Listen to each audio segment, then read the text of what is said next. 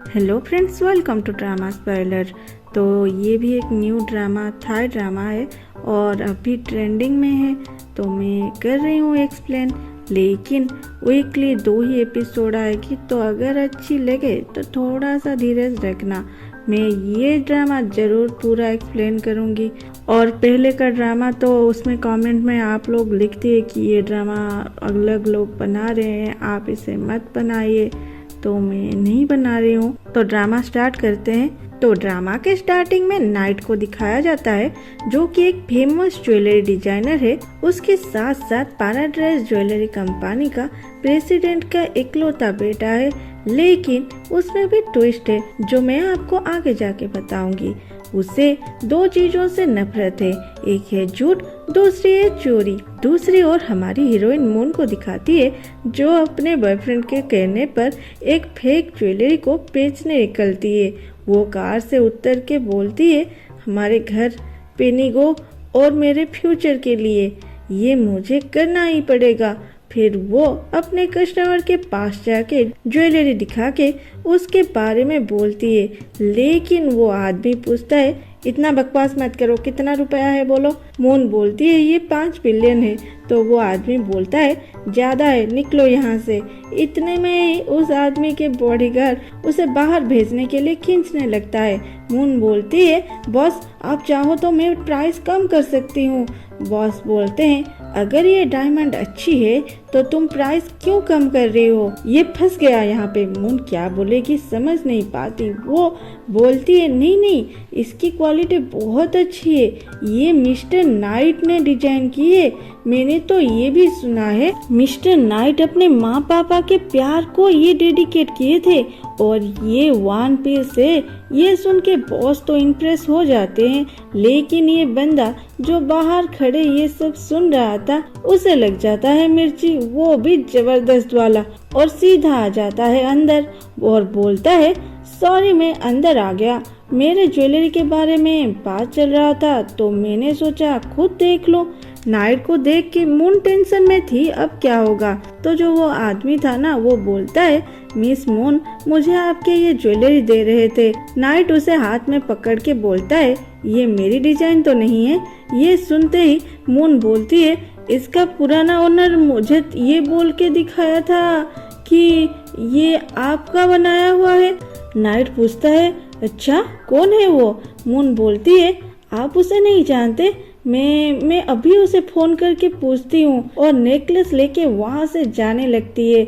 Night उसे रोक के बोलता है, बॉस आप पुलिस को फोन करो, ये लड़की झूठी है। मून चिल्लाती है, आप ऐसे कैसे बोल सकते हो, मुझे इस बारे में कुछ पता नहीं था, आप मेरी रेपुटेशन खराब करने में क्यों तुले हैं। और वहाँ से भागी रही थी। नाइट उसके नेकलेस को छीन के नीचे फेंक के उसे पैरों से कुचल देता है और बोलता है, अगर ये डायमंड होता तो टूटता नहीं। ये देख के बॉस बॉडीगार्ड को बोलते हैं, पकड़ो इसे। मून बॉडीगार्ड को एक लात मार के वहाँ से भाग जाती है। फिर वो दूसरे गार्ड को मार के मेल टॉयलेट में छुप जाती है। कुछ देर बाद वहाँ एक लड़का आके नहाता है। वो और कोई नहीं, नाइट ही था। नाइट को देख के मून डर जाती है और छुप जाती है।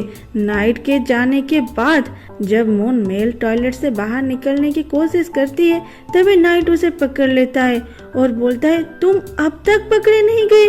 मून उसे मार के बाहर जा ही रही थी, वो गार्ड को देख के टॉयलेट को अंदर से लॉक कर देती है। नाइट उसे फिर से पकड़ लेता है। मून उससे पीछा छुड़ाने के लिए झूठ बोलती है कि उसकी माँ आईसीयू में है और उसके लिए बहुत सारे पैसे खर्च होता है, इसीलिए वो चीट कर रही थी। ये सुन के और रोते हुए मून को देख के नाइट उसे अपना जैकेट और टोपी देता है, जिसे पहन के वो दोनों बाहर जाते हैं। और बाहर नाइट की कार में मून छुप जाती है।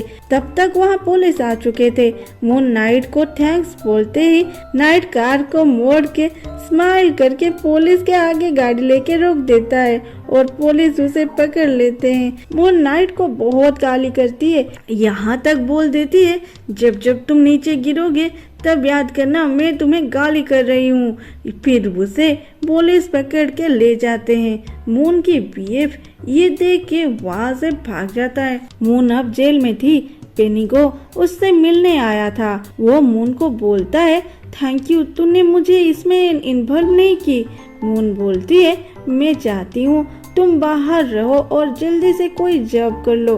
पेनिगो बोलता है, तुम उसके बारे में चिंता मत करो, मैं अब से कोई बुरा काम नहीं करूँगा और जल्द से एक नौकरी ढूंढ लूँगा और हमने जो पैसा इकट्ठा किया था उसमें तुम्हारी जो वो ड्रीम हाउस था उसे खरीद के वहीं पे तुम्हारा वेट करूँगा। बस तुम इन सब में मेरा नाम मत लेना। मून को जेल में बहुत सारे काम भी करना पड़ता है, वो करती भी है, लेकिन वो जब जब काम से थक जाती है तब तब नाइट को गाली करती है और तब तब नाइट को कुछ ना कुछ प्रॉब्लम होता ही रहता है। वो अपने जिए प्यान को मून के बारे में सब कुछ बोलता है तो प्यान बोलती है, तुम्हें उसे जेल नहीं भेजना चाहिए था। नाइट बोलता है, कैसे नहीं भेजता, उसने झूठ और चोरी दोनों की और उसमें भी मेरे माँ पापा के बारे में झूठ बोल रही थी। वो और उस आनंद दोनों एक जैसे हैं। फिर दिखाता है नाइट के माँ के साथ उसके पापा चीट कर रहे थे और ये बात उन्हें 1-2 साल नहीं 10 साल के बाद पता चला। जब नाइट की माँ इस सब के बारे में जान के इस पर कुछ एक्शन लेने वाली थी तभी उसके पापा के सेक्रेटरी आनंद बोलती है, मैं सिर्फ एक सेक्रेटरी हूँ और वही रहूंगी और आप हमेशा इनके पत्नी रहेंगे, आप प्लीज कुछ एक्शन मत लीजिए। लेकिन वो हर संभव कोशिश की जैसे इन दोनों के बीच डिवोर्स हो जाए और एक दिन नाइट की माँ इस सब और बर्दाश्त नहीं कर पाती और सुसाइड कर लेती है। नाइट ये सब अपने आंखों से देखा था लेकिन वो कुछ नहीं कर सका। उसके बाद नाइट बोलता है, उसके कुछ दिन बाद पापा चल बसे। मैं रोकने की बहुत कोशिश की लेकिन वो मेरे पेरेंट्स के सारे चीजें ले गए और अब मेरे कंपनी भी ले जाना चाहती है।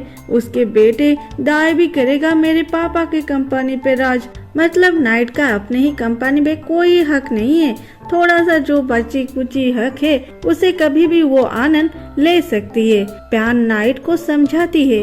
फिर दूसरे सीन में दिखाता है नाइट अपने अंकल सादा के पास जाके प्यान से शादी करने के बारे में बोलता है लेकिन सादा उसे रोकने की कोशिश करते हैं। अंकल बोलते हैं, मैंने सुना है वो अपने अपार्टमेंट में एक दूसरे बंदे को लेके जाती है। नाइट डिस्टर्ब हो जाता है फिर भी वो बोलता है, मैं प्यान पे बहुत भरोसा करता हूँ। अंकल बोलते हैं, ट्रस्ट करो लेकिन पहले क्रश चेक कर लो नहीं तो अपने माँ जैसे पछताओगे। ये सुन के नाइट अंदर से हिल जाता है और चलता है प्यान के अपार्टमेंट पे। वो रूम ओपन करके अंदर जाके सारे चीजें चेक करता है लेकिन वहाँ कुछ भी अटपटा सा नहीं था। वो जब अपना और प्यान का तस्वीर वहाँ पे देखता है वो बहुत खुश हो जाता है और खुश होके वहीं पे तस्वीर को, सॉरी प्यान, मैं तुम पे डाउट कर रहा था, ये बोल के वहाँ से बाहर जा ही रहा था। वो प्यान को रूम के अंदर आता देख के छुप जाता है। प्यान अकेले नहीं आई थी, वो दाई भी के साथ आई थी और दोनों एक दूसरे को किस करके बेडरूम को जाते हैं तो नाइट खुद को रोक नहीं पाता। वो फ्रिज से शराब लेके बेडरूम में घुस जाता है। प्यान उसे देख के चिल्लाती है, नाइट नाइट तुम यहाँ क्या कर रहे हो? लेकिन नाइट बोलता है, अरे रुक क्यों गए, तुम दोनों अपना काम करो, मैं यहाँ कुछ टाइम देख के चला जाऊंगा। दाई भी जस्ट लाइक, तुम्हें देखना है तो देखो, और प्यान को किस करने लगता है। फिर आगे क्या होता है देखते हैं अगले एपिसोड में। ड्रामा कैसा लगा जरूर बताना। Bye bye.